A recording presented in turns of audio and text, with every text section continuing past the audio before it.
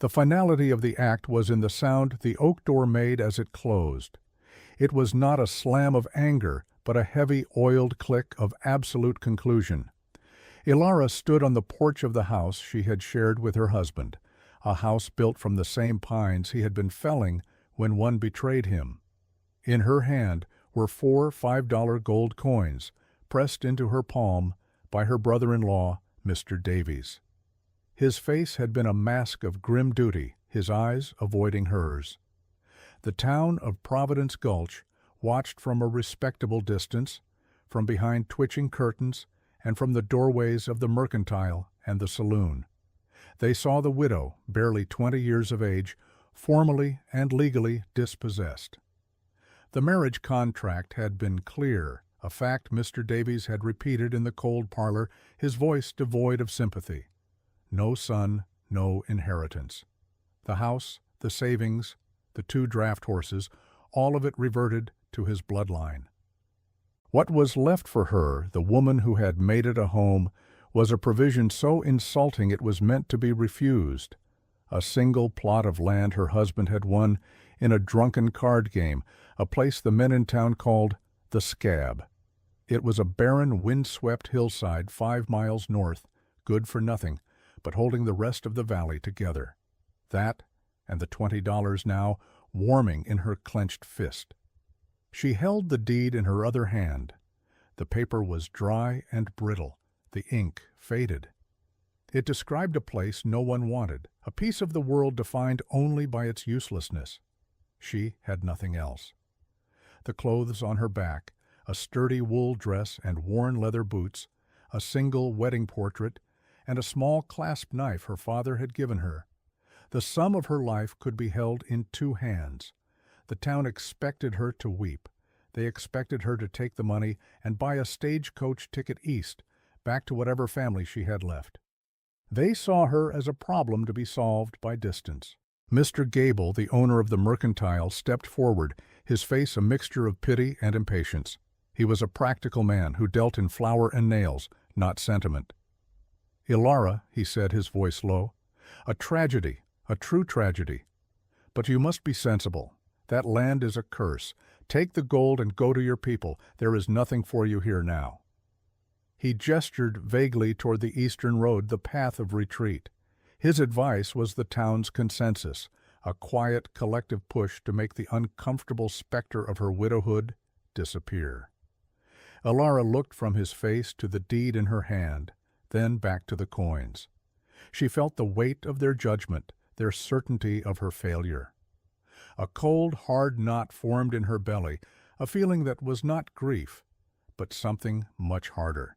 It was resolve. She turned away from Mr. Gable and walked directly into his store. The bell above the door chimed, a sound too cheerful for the moment. Inside, the air smelled of coffee beans, leather, and dust. She walked to the counter and placed the 4 gold coins upon the worn wood. "I need a shovel," she said, her voice steady, "the best one you have, and a pickaxe, a heavy wool blanket, a sack of flour, 1 of salt, and as many beans as the rest will buy." Mr. Gable stared at the coins, then at her face. He saw no tears, no pleading. He saw something that unsettled him. He saw a decision had been made. Without another word, he began to gather her items. She did not buy a ticket out. She bought tools. She bought sustenance. She turned her back on Providence Gulch and began the long walk north toward the land they had given her to die on. The journey was a punishment. The road quickly dissolved into a rutted track, then a mere suggestion of a path snaking through rock and scrub. The weight of the sacks cut into her shoulders, and the handles of the new tools, still slick with varnish, chafed her hands raw. The landscape grew harsher with every step. The tall pines of the valley gave way to stunted, wind-tormented junipers and skeletal sagebrush. The wind was a constant physical presence, a thief that stole the warmth from her body and the hope from her thoughts.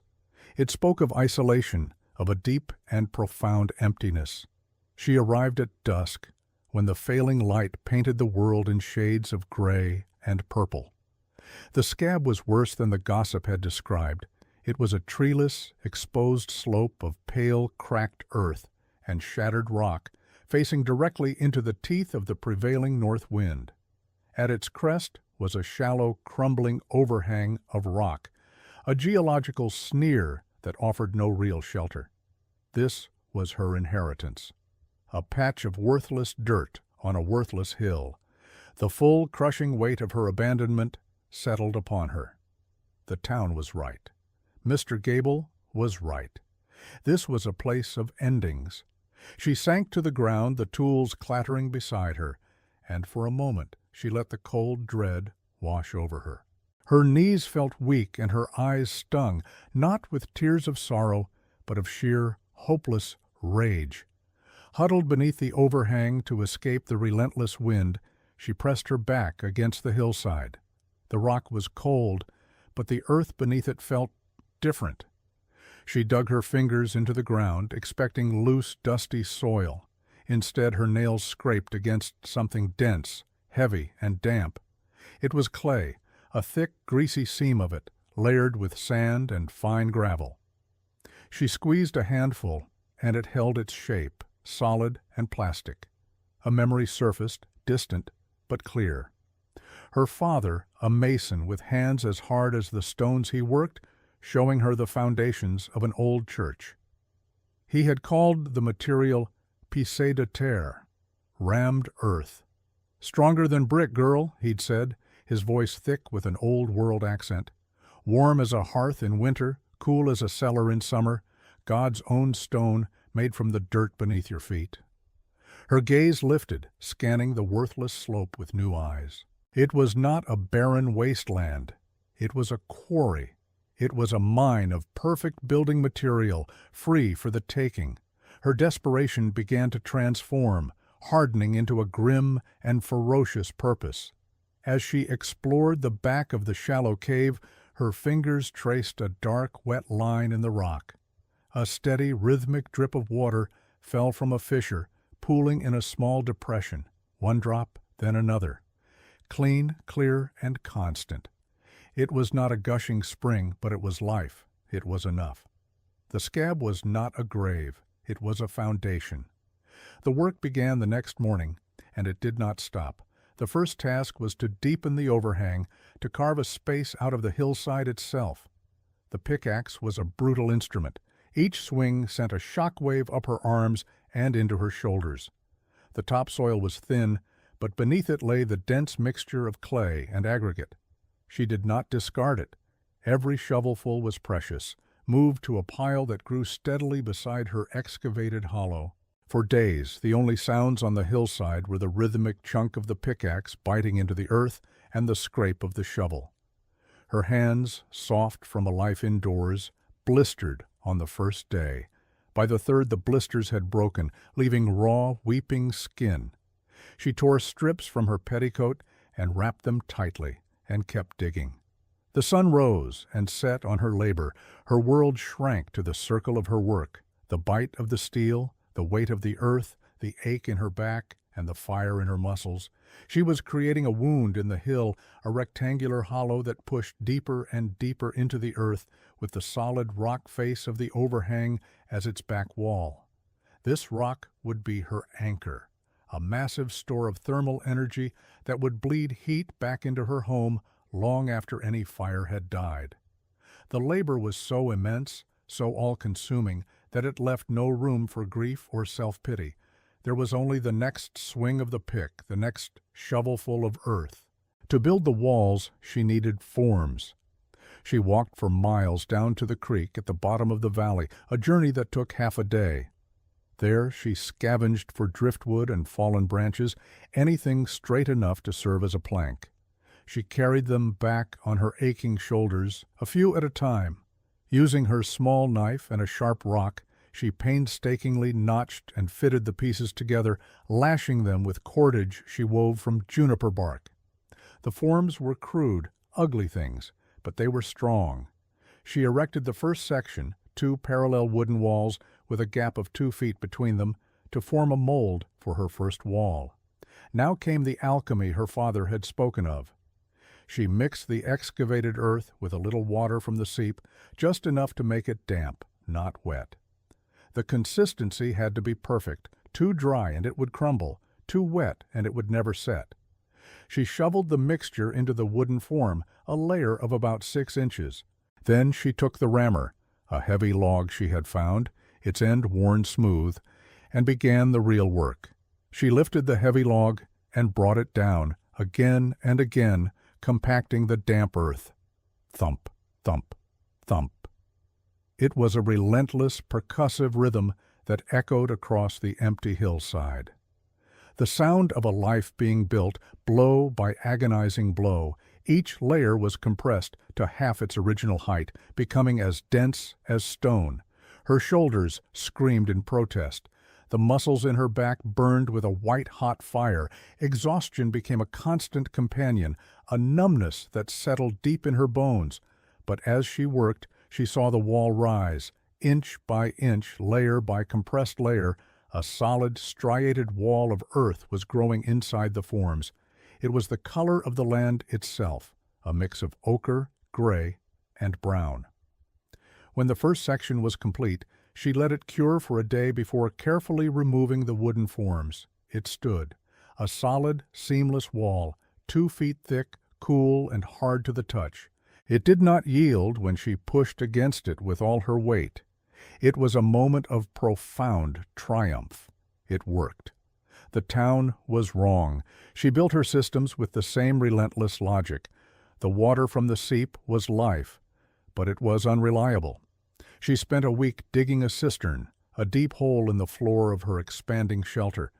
She lined it meticulously with puddled clay, pounding it with her fists and feet until it was waterproof. She carved a small channel in the rock to direct the flow from the fissure directly into her reservoir. Now she had a store of clean, cold water, protected from the elements, inside her home. For heat, she built a hearth and chimney against the back wall of solid rock. She gathered flat stones from the hillside, chipping and fitting them together with a mortar made of clay and sand. It was slow, frustrating work, like solving a puzzle where none of the pieces fit, but she persisted, and a functional deep fireplace took shape. The rock wall behind it would become her radiator. Every log she burned would pour its heat not just into the air, but into the very stone of the mountain, a reservoir of warmth to be released slowly through the coldest nights. Her days became a cycle of building and gathering. Every morning she worked on the walls. Every afternoon she scoured the lower valley for firewood, hauling it back up the punishing slope to create a massive stockpile that grew against the outside of her structure. As the walls rose, she began to think of food beyond flour and beans. The earth she had dug out was fertile. Inside the shelter, near the entrance where the low winter sun could reach, she built raised garden beds. She filled them with the rich topsoil she had so carefully saved. It seemed a mad thing to do, to build a garden inside a house, but she knew the stable temperature of the earth-sheltered structure would protect the plants from the killing frosts to come. This was not just a shelter, it was a living system, a machine for survival. After a month of unceasing labor, her supplies were dwindling, and she knew she needed more. She needed protein. She needed life. She walked the 5 miles back to Providence Gulch. The woman who entered the town was not the same one who had left. She was leaner, harder. Her skin was tanned by the sun and wind. Her hands were a mass of calluses, and her clothes were permanently stained with the pale clay of the scab. The townspeople stopped and stared. Whispers followed her down the main street. She was a ghost they had already buried. At Mr. Gable's mercantile, she ignored the gawking and laid her few remaining coins on the counter. "I need 3 laying hens, a young pig, and seeds, potatoes, carrots, kale." Mr. Gable looked at her as if she were mad. "Livestock? Up there? What will you feed them? Where will you keep them?" he asked, his voice thick with condescension. "I will manage," she said, her tone leaving no room for argument. At that moment Mr. Davies entered the store. He saw her, took in her dirt-stained appearance, and a cruel smirk touched his lips. "Still playing in the dirt, are we, Ilara? I hear you're building yourself a mud hut." He laughed, a short barking sound. "Don't come begging when the first snow falls." The men in the store chuckled along with him. The name was born in that moment of public mockery. She was the woman who lived in the dirt, the bride wedded to the worthless earth.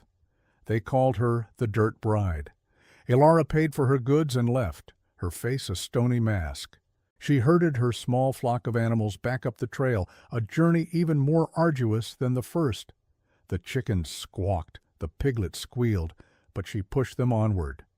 Halfway up the trail, a dog appeared. It was a scruffy, yellow-eyed cur, ribs showing, tail low with caution. It kept its distance, shadowing her, drawn by the scent of the pig. She stopped, broke off a piece of her dried meat, and tossed it. The dog snatched it and retreated. She did this again.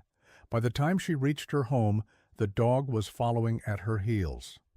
That night, as the cold wind howled, the dog crept into the shelter and lay down by the fire pit, letting out a deep sigh.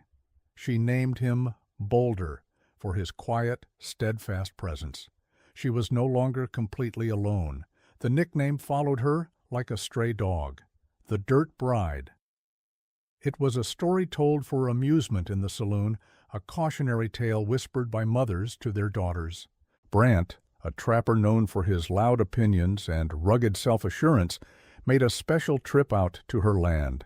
He sat on his horse on the ridge opposite, staring down at her strange, half-buried structure, with its slowly rising earthen walls. He rode back to town and held court in the saloon. "A house of mud!" he roared, slapping the bar. "She's digging her own grave and calling it a home.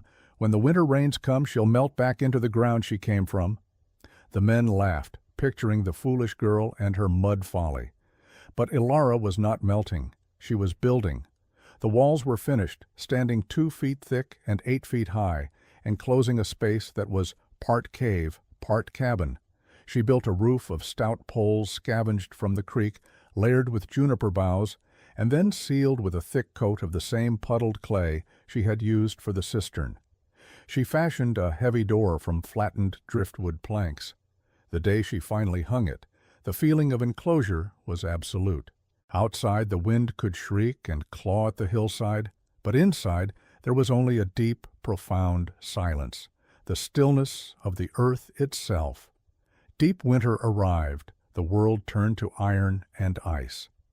For the people in Providence Gulch, it was a season of constant battle. The wind found every chink in their log cabins. The cold seeped through the walls. Their days were a relentless cycle of chopping wood and feeding fires that greedily consumed fuel just to keep the deadly chill at bay. For Ilara, life settled into a quiet, monastic rhythm. Her world was the warm, dim interior of her earthen home. Each morning she would rise in the gentle, steady warmth. The great rock at her back and the thick walls around her held the heat from the previous night's fire, keeping the temperature stable and comfortable. She would feed her animals, the chickens and the pig, who were housed in a small, connected lean-to she had built against the main structure, sharing its warmth. She would collect the precious eggs, a miracle of protein, in the dead of winter.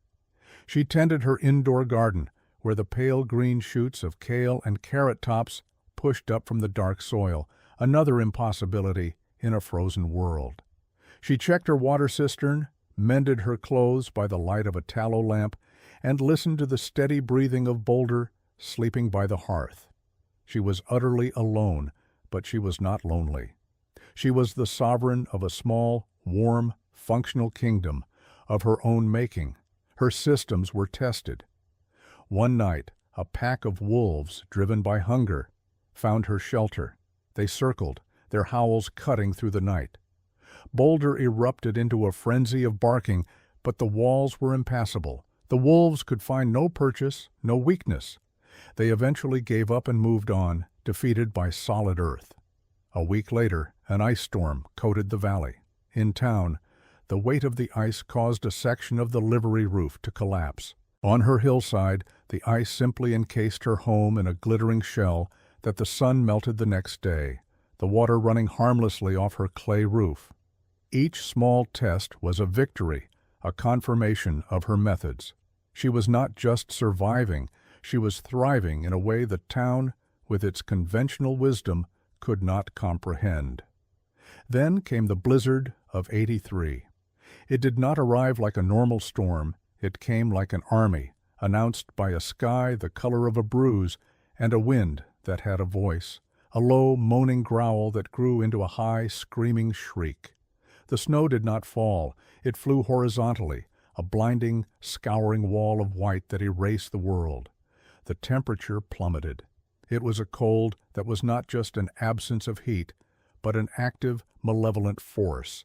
It cracked trees like rifle shots and turned exposed metal brittle as glass. It was a white hurricane, a storm that meant to kill. In Providence Gulch, the battle was lost almost before it began. The log cabins, symbols of frontier strength, proved fatally flawed. The wind, like a physical beast, tore at them, ripping away the chinking between the logs. Fine, razor-sharp snow blasted through the gaps, coating every surface indoors with a layer of frost. Fires that roared in the hearths seemed to produce no heat, the warmth sucked away by the drafts and the super-chilled logs. Mr. Davis's fine two-story house, the pride of the town, was a torture chamber of cold. The windows were sealed with an inch of ice on the inside. Families huddled together under every blanket they owned, their breath pluming in the air of their own homes. The church bell, a symbol of their community, fell silent, cracked by the profound cold. The town's confidence, its very structure, was shattering. In Ilara's earthen home, the world was different. The storm was an abstraction, a distant rumor. The 2-foot-thick walls absorbed the wind's fury, rendering it into a dull bass hum, the sound of a sleeping giant. The snow piled up against the walls and on the roof, but instead of a threat, it became an asset, another layer of insulation. Inside, the air was still and warm.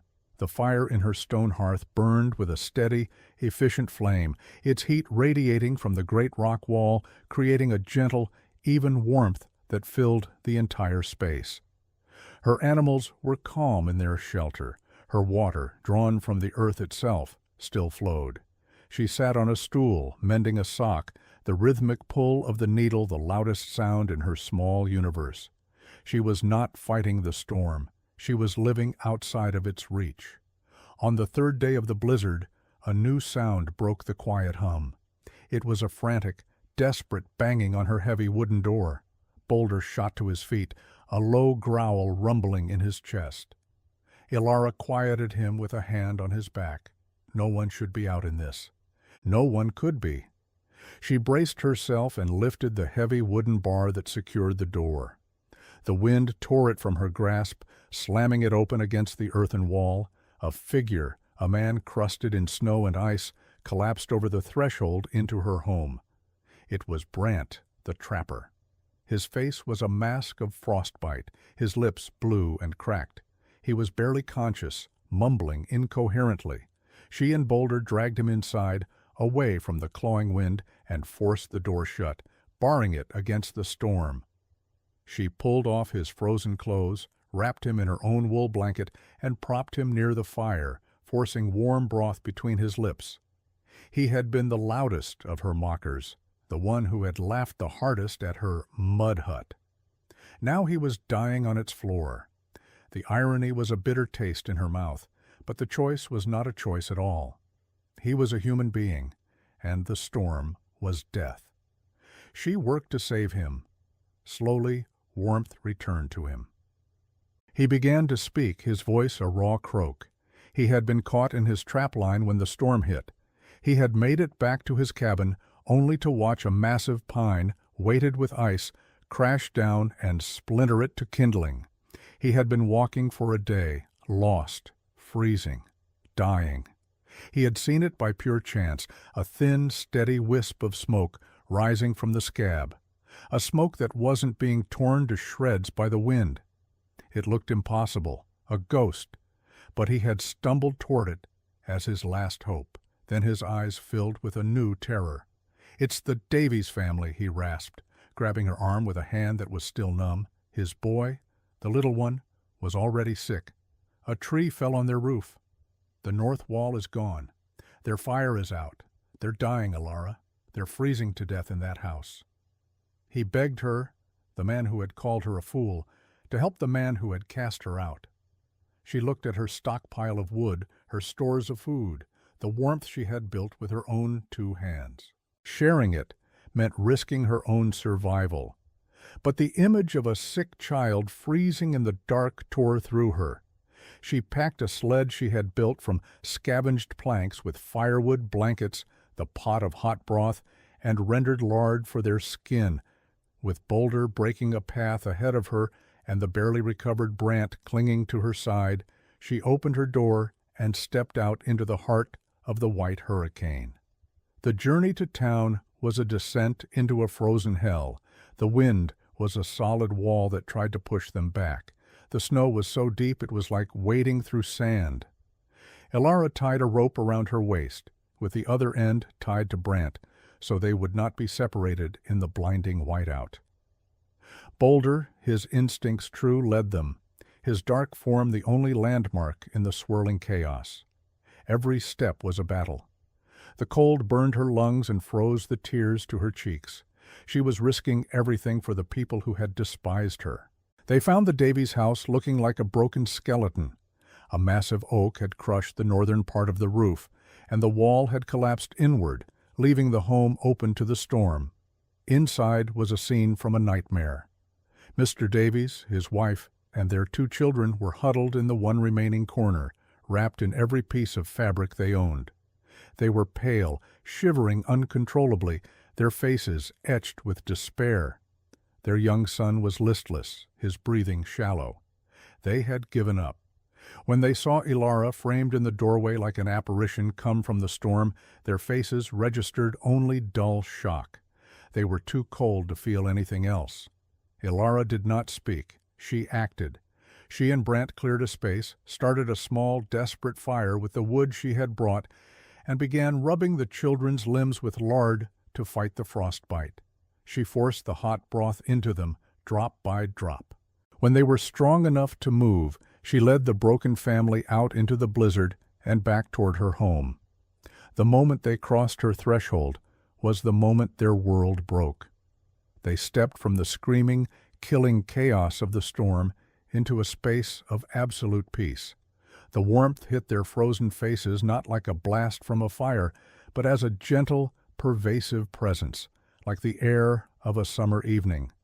Their eyes, accustomed to the blinding white, slowly adjusted to the dim light. They saw the impossible, chickens clucking softly in a clean pen, the faint green of plants growing in boxes of earth, a neat, massive stack of firewood against one wall. The air was still. It smelled of wood smoke, damp earth, and cooking. Mrs. Davies stared, her mouth agape. She touched the hard, smooth earthen wall, then looked at her husband, her eyes wide with disbelief. "It's warm," she whispered, as if describing a miracle.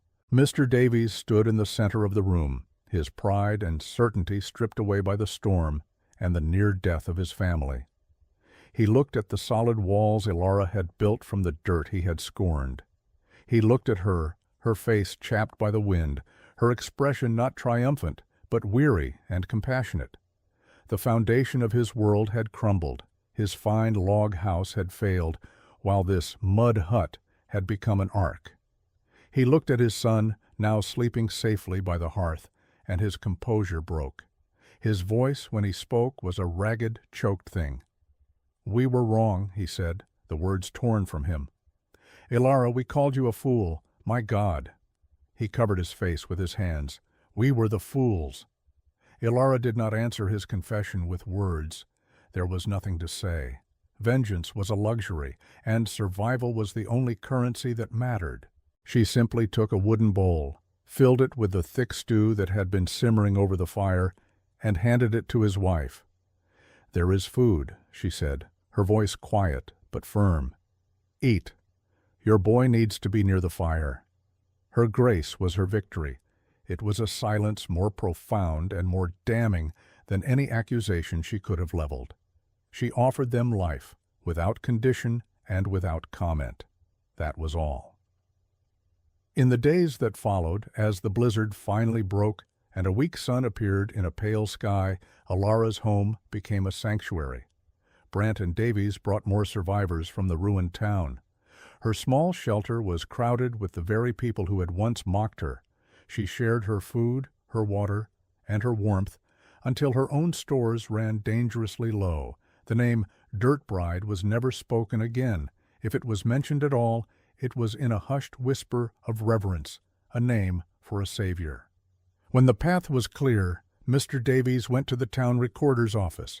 He returned and handed Ilara a new deed, not for the scab, but for his own 100 acres of prime pasture land in the heart of the valley. It was a public and humbling apology. She accepted it with a quiet nod, folded the paper, and put it away. She had all the land she needed. The story of the woman on the scab and her house of earth became the defining legend of Providence Gulch. The great blizzard of '83 was the event that broke the town, but Ilara was the one who showed them how to rebuild. That spring, the men did not come to her with pity or charity. They came with hats in their hands and deference in their eyes. They came to ask questions. They wanted to know about the clay, about the forms, about the patient, relentless tamping. They wanted to learn. A new kind of building began to appear in the valley. The new homes were lower to the ground with thick, solid earthen walls and roofs designed to hold the weight of the snow. They were built not just for speed, but for permanence. They were built to work with the land, not against it. Providence Gulch, once a town of vulnerable log cabins, became a settlement known for its resilience, its strange and beautiful earthen architecture, a testament to the hard lesson they had learned. The landscape itself began to change, reflecting the wisdom of the woman they had once cast out.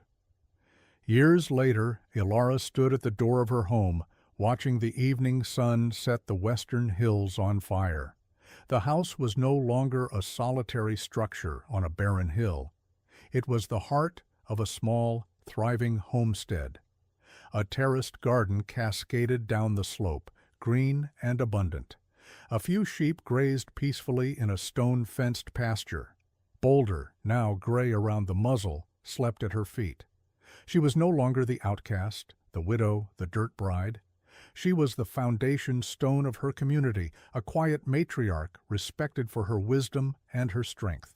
She leaned back against the earthen wall, feeling its solid, comforting presence against her shoulders. It was cool from the evening air, but she knew that deep within it held the warmth of the day's sun, a warmth that would slowly release back to her through the cool of the night. She had been given nothing but dirt, and from it she had built not just a shelter, but a life, a legacy, and a future.